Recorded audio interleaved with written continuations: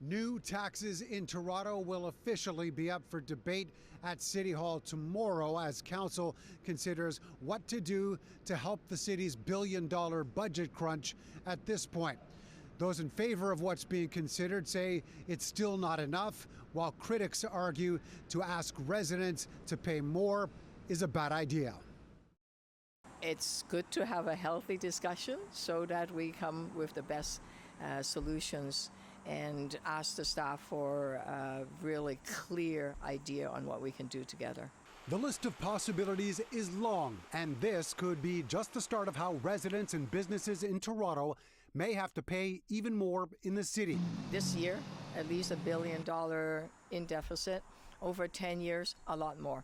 So we need to have a good working relationships with other levels of government. But prior to that, we need to come to the table with what we can do. In addition to the land transfer tax on homes over $3 million will be debated on Wednesday, along with lifting the existing $5 an hour limit on metered street parking. Both revenue tools were endorsed by the Mayor's Executive Committee a couple of weeks ago. For people who are quite wealthy, no, you'll be paying more than the services that you get. But people who are struggling, investing in public services makes life less expensive. Also being considered is a plan to study other revenue tools like raising the city's vacant home tax from 1% to 3% and a commercial parking levy on businesses, which some argue would be passed on to customers. The idea of a municipal sales tax has also been raised and could be looked at again in 2024. But it would require approval from the province. And Premier Doug Ford has previously said he wouldn't allow it. It's heavy on ideas on how to squeeze more money out of taxpayers, but really light on ideas on how we can look at the costs that the City of Toronto government is spending.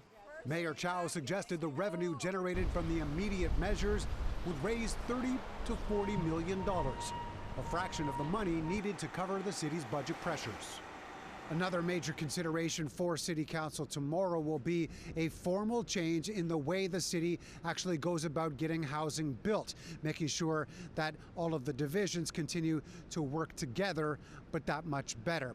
Also being considered is the increase in targets for rent geared to income and rent-controlled housing as well. Mark McAllister, City News.